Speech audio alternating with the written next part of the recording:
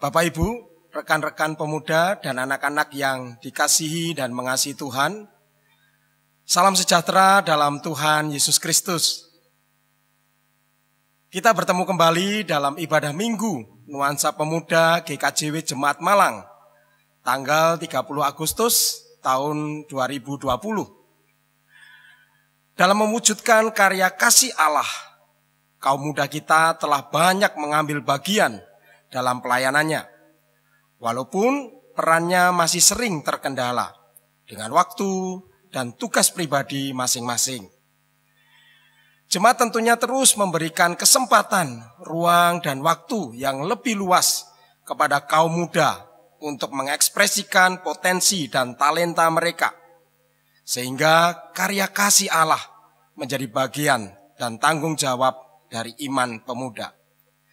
Kami mengucapkan terima kasih yang tak terhingga kepada seluruh warga jemaat yang telah mengambil bagian dalam pelaksanaan peduli kasih yang telah berjalan sampai dengan saat ini dan direncanakan sampai dengan bulan Desember tahun 2020. Dukungan Bapak Ibu adalah berkat bagi kita semua. Kami juga mengingatkan bahwa Hari Raya Persembahan yang kedua tahun 2020 GKJW Jemaat Malang akan dilaksanakan minggu depan tanggal 6 September 2020. Mari kita mempersiapkan diri menyambutnya dengan penuh sukacita. Dan ibadah saat ini akan dilayani oleh Bapak Pendeta Eko Adi Kostanto SSI. Mari bersama kita awali ibadah dengan memuji Tuhan dari Nyanyikanlah Kidung Baru nomor 73. Kita pujikan bait pertama dan bait yang kedua, Kasih Tuhanku Lembut. Dan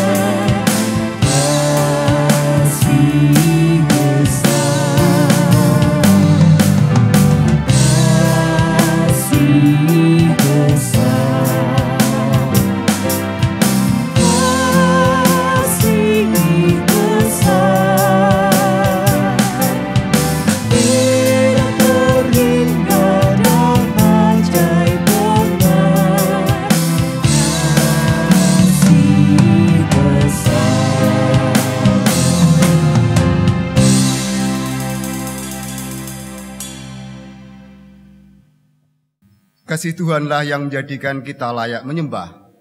Kebaikannya lah yang menjadikan kita mampu berbakti.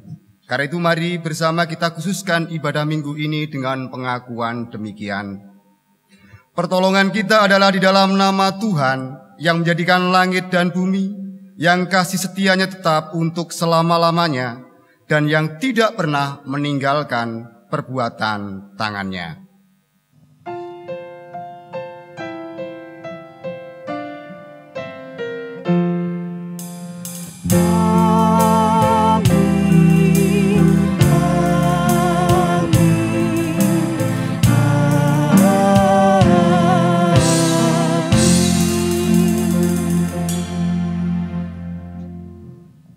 Damai Tuhan Allah, Sang Sumber Kasih, menyertai saudara sekalian.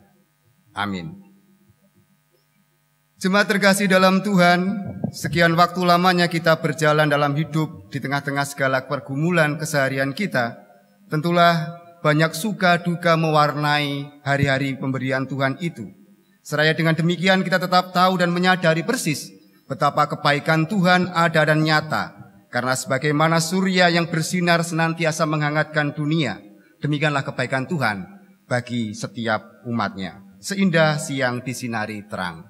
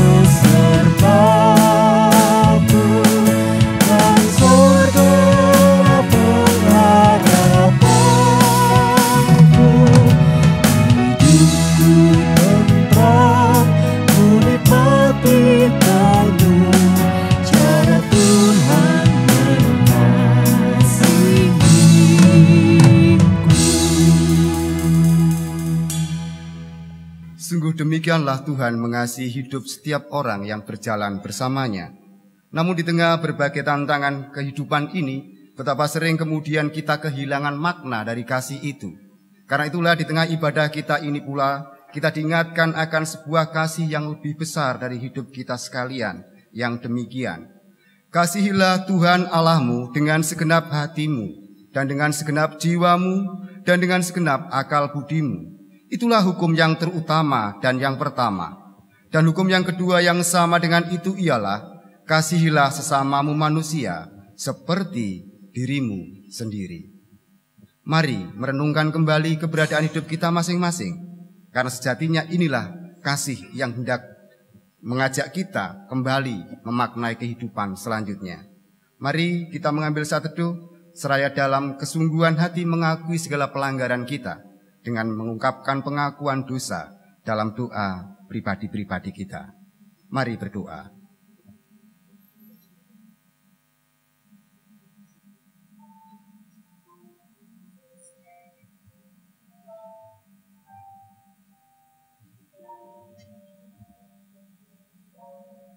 betapa lemahnya kami ini ya Tuhan. Karena kemahabesaran dan kuasa-Mu yang senantiasa merengkuh dan menjadikan kami mampu berdiri di tengah kehidupan ini, sering kami abaikan saat kami merasakan beban kami terlalu berat. Betapa seringnya kami melupakan panggilan kami ya Tuhan, karena banyak hal yang terjadi menjadikan kami kabur memaknai kasih pemberian-Mu.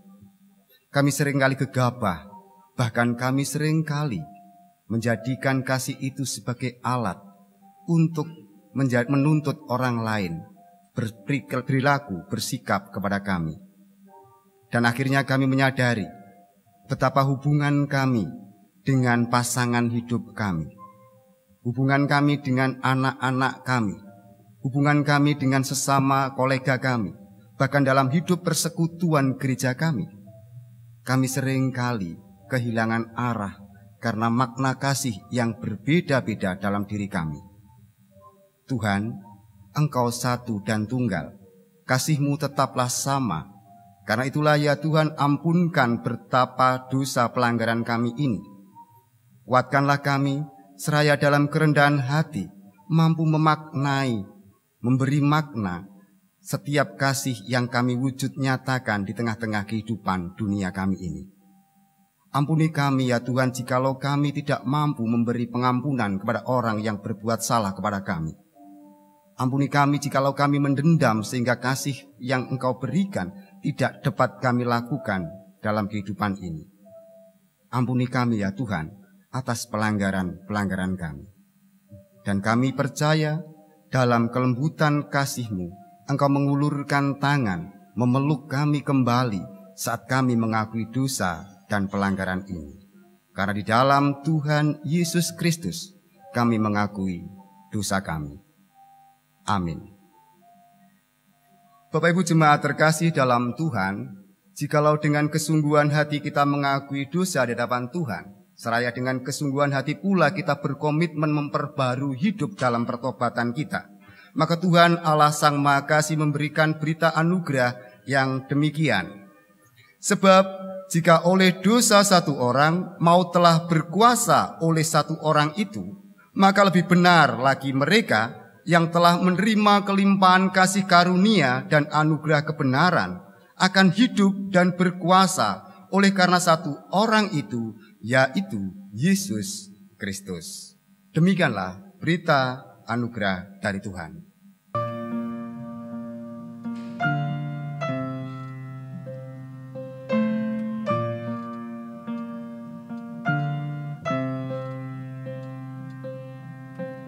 Bapakku yang kekal, pencipta yang esa, Maha Kuasa,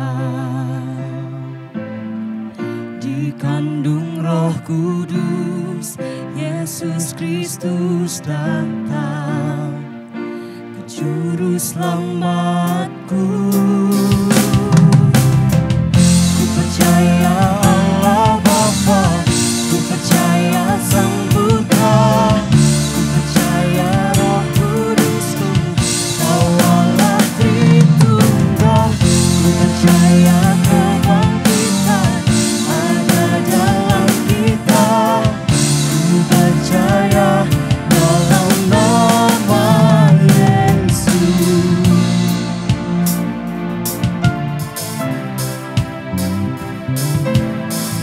Hakim dan pembela di salib sengsara, Kaulah Ramaku, turun ke dalam gelap yang mulia bagi betapa selamanya. Ku percaya hidup kekal karena anak darah, Orang Kudus bersekutu, gereja yang kudus. Ku percaya kebangkitan waktu Yesus datang, ku percaya dalam nama Yesus. Ku percaya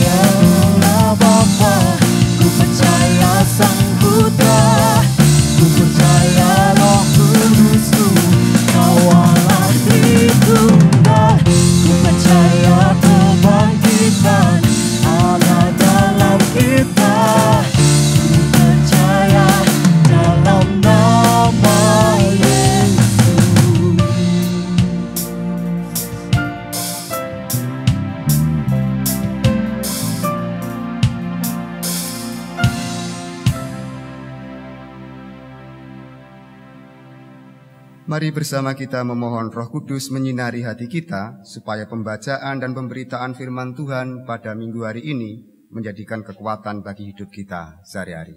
Mari kita berdoa bersama. Ya Roh Kudus, turunlah dan sinarilah hati kami, supaya kebenaran firman-Mu yang maha suci menjadikan kami layak untuk mengerti dan memaknai. Ya Roh Kudus, turunlah atas diri kami dan umat-Mu ini, seraya dalam kesungguhan hati kami membuka kehidupan kami untuk berkaca kembali dengan kebenaran firman Tuhan. Tuntunlah kami ya Roh Kudus, supaya kehendak-Mu saja yang terjadi atas pemberitaan firman-Mu hari ini. Amin.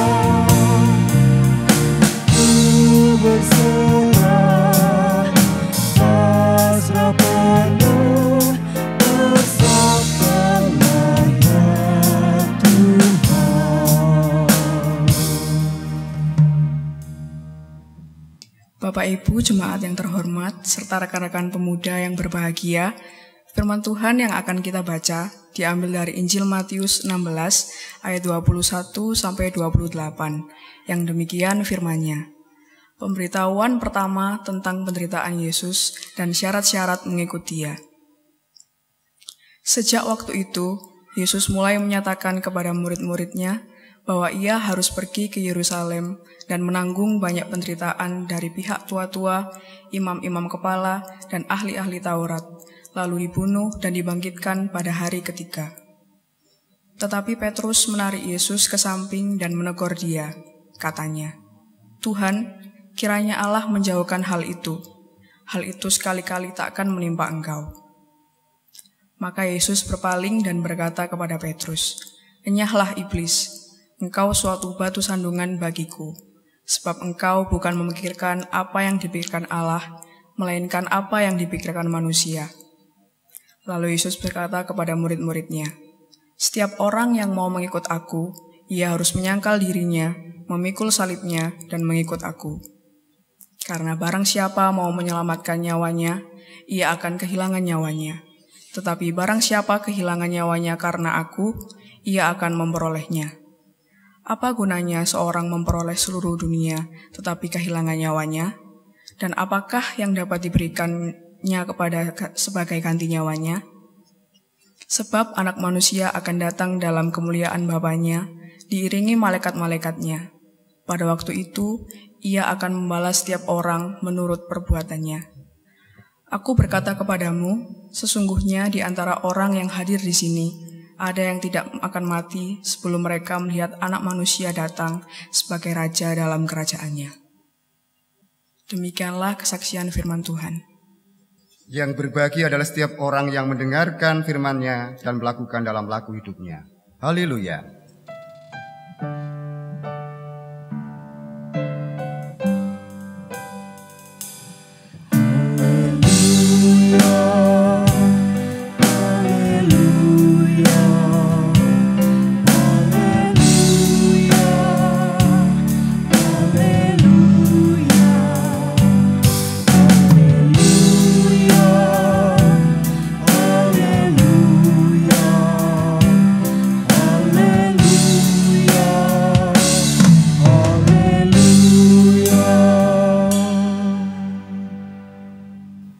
Bapak Ibu jemaat terkasih dalam Tuhan, ada sebuah ungkapan yang cukup klasik, lama, yang diungkapkan sudah cukup bahkan ratusan tahun yang lalu, yaitu sebuah ungkapan yang berkata demikian, cogito ergo sum.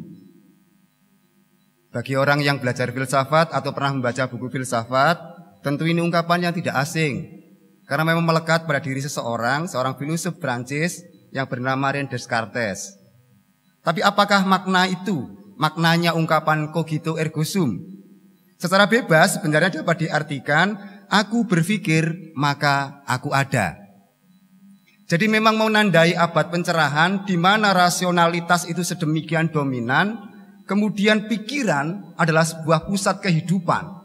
Bahkan kata ada tidak hanya berkaitan dengan hadir atau kehadiran, sebagaimana Bapak Ibu Jemaat hadir beribadah di gereja. Tapi kata ada menyangkut keseluruhan hidup, yaitu eksistensi manusia. Jadi mau jadi manusia seperti apa, tidak lepas dari pikiran yang dipergunakan untuk apa. Tentu itu ungkapan lama, hari ini perlu kita renungkan kembali. Namun bagi generasi zaman now, ungkapan ini diubah. Bukan lagi cogito ergo sum, bukan lagi aku berpikir maka aku ada, tetapi menjadi aku narsis maka aku ada. Karena itulah kita lihat betapa banyak orang yang demi eksistensinya ingin menunjukkan dirinya pada pihak di luar sana dengan narsis yang luar biasa. Banyak tindakan-tindakan narsisme yang diungkapkan, yang kadang-kadang bahkan itu melampaui batas kewajarannya. Karena memang jargon filsafat generasi zaman now adalah aku narsis maka aku ada. Tapi tentu itu pembahasan yang lain. Saya tidak ingin membahas itu pada minggu hari ini. Tetapi saya ingin mengajak kembali melihat bagaimana pikiran itu menjadi sebuah kekuatan. Pikiran itu menjadi sebuah paham yang mendorong orang untuk bertindak. Dan rupa-rupanya ketika berbicara tentang pikiran itu pula lah, banyak hari ini terkhusus dalam masa-masa pandemi ini ditawarkan cara mengelola, cara merawat dan bahkan menguatkan pikiran supaya produktif hidupnya, supaya daya imun tubuhnya kuat. Karena itulah kita lihat webinar-webinar, artikel-artikel berkait dengan mengelola pikiran. Bapak Ibu Jemaat terkasih Tuhan, tentu itu tidak hanya ada di dunia seberang sana, di dalam ilmu yang lainnya. Dalam konteks gereja berteologi beriman pun, seringkali gereja pun jatuh dalam mengajarkan kekuatan pikiran. Karena banyak kemudian gereja mengajarkan kepada umatnya bahwa asal engkau berpikir benar tentang sesuatu yang kamu ingini, tinggal tumpang tangan, sebutkan merek mobilnya apa, itu terjadi. Karena itu jangan heran kalau nanti Bapak Ibu akan lihat di parkiran banyak orang tumpang tangan kepada mobil-mobil idamannya. Asal berpikiran kuat dengan kesungguhan diri, tunjuk rumah idaman, maka rumah itu akan diberikan kepadamu. Banyak ajaran gereja yang di sekitar kita begitu. Tapi masalahnya adalah apakah sedemikian itu iman kita ini? Rupa-rupanya bacaan kita hari ini melalui Injil Matius 16 mempertemukan kita kembali terkait dengan mengelola pikiran itu. Apa yang diungkapkan oleh Tuhan Yesus kepada para murid dalam konteks Matius 16 ayat 21 sampai 28 berbicara juga tentang pikiran. Petrus dengan gegabah menyebut bahwa tidak akan terjadi hal itu padamu guru. Karena Petrus mengandalkan pikirannya. Karena Petrus rupanya mempunyai pemahaman. Dari pikirannya itu kemudian membangun paham tertentu. Dan itu diopinikan menjadi seolah-olah itu iman. Karena itulah kemudian Yesus memberi jawaban dalam ayat yang ke-23. Enyahlah iblis, engkau suatu batu sandungan bagiku, sebab engkau bukan memikirkan apa yang dipikirkan Allah, melainkan apa yang dipikirkan manusia. Bapak Ibu terkasih dalam Tuhan, Petrus menjadi representasi pemikiran atau pikiran manusia umumnya. Petrus dianggap mewakili eksistensi keberadaan orang para pengikut Kristus di zamannya dan mungkin juga zaman hari ini. Bahwa betapa berseberangan antara pikiran Allah dengan pikiran manusia. Antara apa yang dipikirkan oleh Petrus dengan yang akan dipikirkan oleh Allah. Di sanalah kemudian muncul sebuah pertanyaan menarik, yaitu apa memang benar pikiran manusia itu berbeda dengan pikiran Allah? Mari kita selidiki itu. Kita coba menelisiknya dengan lebih seksama. Yang pertama kita lihat bahwa permasalahan sebutan Yesus kepada Petrus sebagai iblis karena Petrus menolak penderitaan yang akan dialami oleh Yesus Kristus. Ini sebuah ungkapan, sebuah hujatan, teguran keras. Dan bahkan ini mungkin baru pertama kali diungkapkan Yesus kepada para muridnya. Selama ini mungkin disebut kurang percaya, kurang iman dan seterusnya. Tetapi untuk kali ini kepada sikap dan pikiran Petrus, Yesus menegaskan dan memberikan teguran dengan sebutan khusus, yaitu iblis. Apa masalahnya di sana? Bukankah minggu lalu dalam bacaan perikop sebelumnya kita mendengar dan melihat bagaimana Petrus dipuji oleh Yesus karena jawabannya yang brilian. Bukankah minggu lalu Petrus disebut sebagai orang yang hebat karena pengakuannya di depan Yesus dan para murid-muridnya tentang siapa Yesus itu. Dan bukankah minggu lalu Petrus juga diberi otoritas khusus oleh Yesus untuk memegang kunci kerajaan Allah.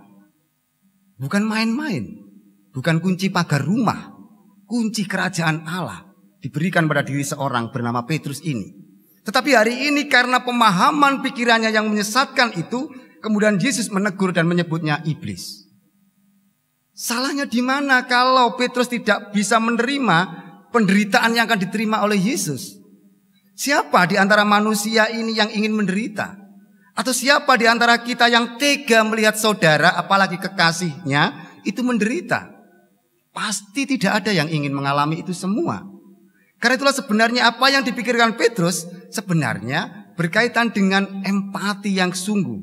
Namun masalahnya justru di sanalah penyebabnya, yaitu ketika pemahaman tentang Tuhan itu dinyatakan dalam sebuah penghayatan tertentu, itu membatasi karya Allah. Sehingga Petrus ketika bicara tentang Mesias sangat tidak bisa diterima Mesias itu menderita. Bukankah para nabi menubuatkan Mesias itu datang sebagai seorang raja? Bukankah Mesias itu seorang yang mampu mengatasi segala derita? Apalagi ini anak Allah. Bagaimana anak Allah itu memiliki kerentanan, keringkihan dalam dirinya? Bukankah dia maha kuasa dan hebat luar biasa? Sehingga dengan demikian memang apa yang dimaksudkan oleh Petrus sesungguhnya memang terkesan baik, terkesan hebat. Namun masalahnya adalah ketika paham tentang Tuhan, tentang Mesias itu, kemudian membatasi karya Allah, karya Mesias di tengah kehidupan. Terlebih lagi kita kemudian karena paham tentang Allah itu, memilihkan jalan supaya Allah berkarya. Di sanalah penyebabnya. Karena ternyata bukan lagi Tuhan yang berotoritas, tetapi justru pikiran manusia yang mengatur Tuhan. Penyebab inilah Bapak Ibu terkasih yang dalam Tuhan yang seringkali dijadikan sebuah alasan bagaimana Yesus begitu murka kepada Petrus. Bapak Ibu terkasih dalam Tuhan, gagal memahami siapa Mesias dan karyanya itu pun juga tidak sering kita lupakan dalam hidup kita masing-masing. Betapa kita seringkali karena seolah-olah sudah tahu utuh tentang Tuhan, seolah-olah kita mengerti dan paling paham tentang Tuhan, maka betapa sering kemudian kalau tidak begini maka itu bukan Tuhan, kalau tidak begitu ya memang itu bukan Tuhan. Kita kemudian mempunyai batasan-batasan, membatasi karya Allah. Padahal kita harus sadar persis, kalaupun kita mengenal Tuhan hanya sejauh yang Dia nyatakan kepada diri kita, tidak lebih dari itu. Permasalahan hidup beriman dalam bumi pertiwi kita hari ini pun seringkali terjatuh pada hal demikian. seolah-olah paling benar di hadapan Tuhan, seolah-olah paling memiliki Tuhan, sehingga kalau tidak begini maka bukan lagi sedulurnya, kalau tidak begitu bukan lagi sahabatnya, kalau gerejanya tidak pakai band begini tidak lagi itu keluarga kita. Betapa ini berbahaya dalam tatanan hidup bersama. Karena itulah Petrus disebut iblis, karena dia membatasi karya Allah itu. Ini yang pertama yang kita renungkan pada minggu hari ini. Yang kedua, Bapak Ibu terkasih dalam Tuhan, yang juga bisa kita renungkan dari pembacaan firman Tuhan kita hari ini adalah terkait mengikut Tuhan Yesus. Mengikut Tuhan Yesus adalah sebuah undangan utuh untuk kita diajak membangun relasi yang intim dengan Tuhan. Bukan sekedar hanya formalitas, bukan sekedar hanya ikut-ikutan, tetapi kesungguhan Tuhan mengundang kita umatnya untuk menyatu bersekutu dengan segala karya kehidupannya. Karena itulah kemudian ada sebuah syarat yang harus dipenuhi, dan syarat ini berbeda dengan bangunan relasi umumnya. Kalau bangunan relasi umumnya seringkali diwarnai entuk opo, wani piro, maka untuk mengikut Yesus membangun relasi utuh dengan Tuhan, yang dilakukan dan diperlukan adalah kesediaan mengorbankan dirinya. Menyangkal diri, memikul salib, dan bahkan bersedia kehilangan nyawa demi mengikut anak manusia, Sang Mesias itu. Ini tentulah undangan yang sangat tidak umum. Di tengah kehidupan kita, bangunan relasi hubungan kita betapa sering diwarnai oleh entuk opo, wani piro. Justru Tuhan ketika ingin berelasi membangun hubungan dengan umatnya, menawarkan sebuah tatanan relasi dengan semangat mengorbankan diri. Penyangkalan diri adalah meleburkan segala apa yang ada dalam diri kita, keegoan kita, keeksistensian diri kita dalam bangunan persekutuan yang indah dengan Tuhan. Disinilah tentunya kita sedang ditawari bangunan hubungan yang utuh. Bukan hanya sekedar ikut, bukan hanya sekedar nderek, tetapi lebih dari itu, bahkan menjadi bagian utuh keluarga Tuhan di tengah-tengah kehidupan dunia ini. Menghayati kembali bersama dengan seluruh gereja Kristen Jawi Wetan di bulan Agustus ini, bulan pembangunan, tentu kita pun diundang kembali untuk pertama-tama, apakah pikiran kita, apakah gereja kita terlalu dikelola dengan pikiran-pikiran kita sehingga batasan karya Allah itu semakin sempit? Ataukah kita gereja seringkali terjatuh untuk membatasi dan bahkan memilihkan jalan Tuhan untuk berkarya di tengah-tengah persekutuan ini? Kalau itu yang terjadi, maka pasti kemarahan Tuhan Yesus kepada Petrus pun akan terulang kepada gereja kita hari ini. Karena itulah mari membebaskan Tuhan berkarya bagi hidup kita, menyelaraskan pikiran kita dengan kehendak Tuhan, agar setiap apa yang kita nikmati dalam hidup ini, kita semakin menyadari betapa inilah kehendak Tuhan yang terjadi dalam kehidupanku. Di tengah keluarga kita, di tengah kehidupan kita, betapa hari ini dengan pandemi ini memporak-porandakan berbagai rencana, tatanan, dan bahkan norma-norma yang ada. Kita bahkan tidak berdaya apapun untuk melakukan segala sesuatu. Keluar tanpa masker pun sekarang bisa kena denda. Tentu ini adalah sebuah cambuk peringatan bagi kita. Betapa terbatasnya pikiran kita. Sehebat apapun kita berpikir dan merencanakan, kalau tidak selaras dengan kehendak Tuhan, maka pasti akan sia-sia.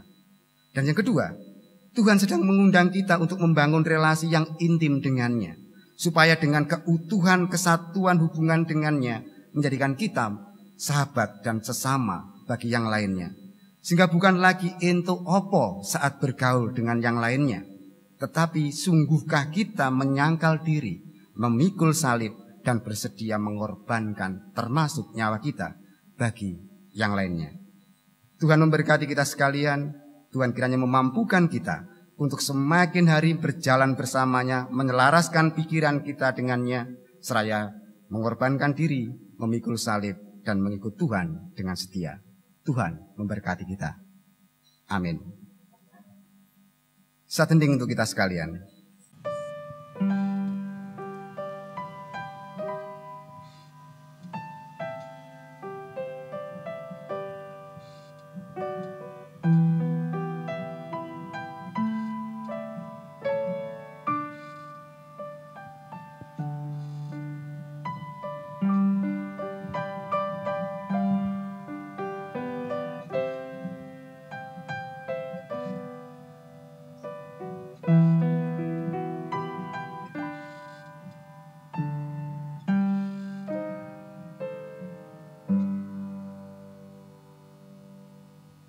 Bapak dan Ibu serta saudaraku yang dikasihi Tuhan, kami undang untuk bangkit berdiri. Mari kita memperbaharui iman kita dengan mengikrarkan pengakuan iman rasuli yang demikian. Aku percaya kepada Allah, Bapa yang Maha Kuasa, Khalik langit dan bumi, dan kepada Yesus Kristus, anaknya yang tunggal Tuhan kita, yang dikandung daripada Roh Kudus, lahir dari anak darah Maria, yang menderita di bawah pemerintahan Pontius Pilatus, disalibkan, mati dan dikuburkan, turun ke dalam kerajaan maut. Pada hari yang ketiga, bangkit pula dari antara orang mati, naik ke surga, duduk di sebelah kanan Allah, Bapa yang Maha Kuasa, dan akan datang dari sana untuk menghakimi orang yang hidup dan yang mati. Aku percaya kepada Roh Kudus, gereja yang kudus dan am, persekutuan orang kudus, pengampunan dosa, kebangkitan daging, dan hidup yang kekal. Amin. Jemaat dipersilakan duduk.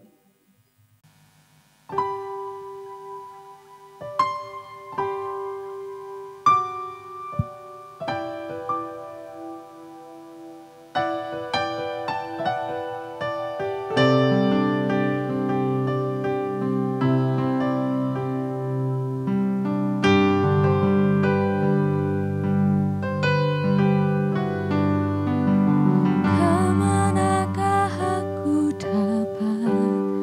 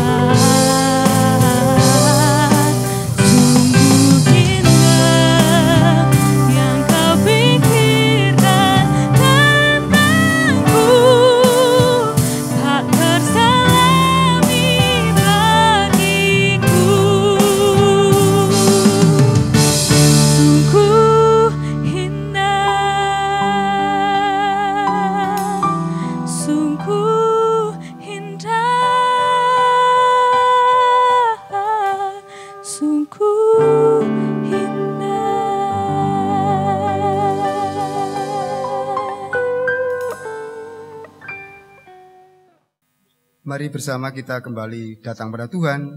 Kita menaikkan doa syafaat kita di hadapan Tuhan. Mari kita berdoa.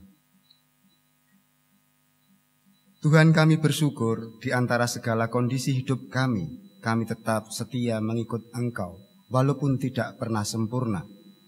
Ajarkanlah kami Tuhan untuk selalu rindu, memiliki hubungan pribadi dengan Tuhan, sehingga segala apa yang kami rencanakan di tengah-tengah hidup kami, baik sebagai pribadi, keluarga, gereja, senantiasa kami taruh di dalam kehendak Tuhan. Pimpinan dan kasih-Mu kiranya menuntun dan menyertai kami ya Tuhan, untuk setiap proses dan tahapan kehidupan sehari-hari kami.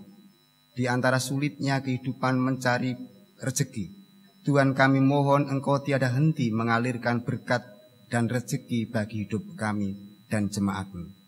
Di antara betapa banyak tantangan dan pergumulan, kiranya Tuhan Engkau hadir menjadi juru terang bagi jalan kami, supaya kami tidak salah memilih jalan dan melangkahkan kaki. Tuhan, kami juga memohon senantiasa bagi kehidupan anak-anak-Mu, bila penyertaan dan kasih Tuhan senantiasa menyertai mereka di tengah berbagai kehidupan pribadi-pribadinya. Mereka yang dalam masa tumbuh berkembang, bila Tuhan Engkau tetap berkarya. Di antara mereka yang sedang bersekolah, bila Tuhan Engkau memberikan hikmat kebijaksanaan. Lebih lagi di antara mereka yang bekerja dan mencari pasangan hidup, Tuhan kiranya Engkau senantiasa menemani saudara-saudara kami ini. Lebih lagi para orang tua, ajarkanlah kami bukan hanya memberi hidup dalam arti fisik saja, namun kami memberi semangat dan teladan dengan tetap setia kepada Tuhan, sehingga setiap laku kami para orang tua menjadi tuntunan bagi anak-anak kami seterusnya. Kami lebih lagi juga berdoa tiada henti bagi persekutuan Tuhan melalui Gereja Kristen Jawi Wetan. Bila Tuhan memberkati dan memampukan kami sebagai bagian utuh keluarga Tuhan di Jawa Timur ini, supaya kami dengan sungguh-sungguh dan penuh kasih sayang memberikan diri dan mencintai dalam ketulusan hati. Lebih lagi Tuhan kiranya mencukupkan segala kebutuhan dan berkat atas kehidupan persekutuan-Mu. Lebih lagi bagi jemaat-Mu, jemaat Malang di sini. Bila Tuhan senantiasa membimbing dan memberkati para pelayan-pelayan Tuhan. Tuhan memberkati umat Tuhan. Dan kiranya Tuhan sendiri yang menuntun Bapak Pendeta bersama keluarga, penatua, diaken, dan setiap orang yang ambil bagian dalam pelayanan komisi-komisi TU, Koster, dan semua orang yang terlibat dalam pelayanan ini. Kiranya Tuhan Engkau limpahkan kasih kemurahan. Engkau tuntun dalam kehendak Tuhan, supaya hanyalah kebaikan semata yang ditemui sehari-hari. Kami percaya Tuhan, umat-Mu, jemaat-Mu, yang saat ini tinggal di rumah masing-masing, bila Tuhan juga melawat dan menyertainya. Engkau sembuhkan mereka yang sakit, Kau hiburkan mereka yang berduka, dan Kau kuatkan mereka yang lemah dan berputus asa. Sebab kami tahu bahwa Engkaulah Tuhan Sang Empunya kehidupan, Tuhan Sang Juru Selamat, Mesias yang hadir bagi kami, yang merengkuh setiap keringkihan kami, dan yang menguatkan setiap kelemahan kami. Karena itu ya Tuhan, jikalau kami berdoa bagi hidup bangsa dan negara kami, bila Tuhan Engkau memberkati setiap pemimpin negeri kami ini, Engkau memberkati setiap orang yang dengan tulus hati berjuang untuk kesejahteraan dan kemakmuran sebanyak orang di negeri kami ini. Lebih lagi pandemi ini, bila Tuhan segera berlalu dari negeri ini, supaya kehidupan dan tatanan kehidupan kami kembali berjalan sebagaimana sedia kala. Inilah syafaat dan permohonan kami yang kami naikkan di dalam nama Juru Selamat Tuhan kami, Yesus Kristus. Amin. Jemaat yang dikasihi dan mengasihi Tuhan, kita akan menyerahkan persembahan kepada Tuhan sebagai ungkapan syukur kita atas berkat kasih dan karunia-Nya kepada kita. Seperti yang tertulis di dalam 1 Tesalonika 5 ayat yang ke-18. Mengucap syukurlah dalam segala hal, sebab itulah yang dikehendaki Allah di dalam Kristus Yesus bagi kamu. Bersama kita mengumpulkan persembahan yang sudah kita siapkan, kita memuji Tuhan dari NKB 196, Ku beroleh berkat.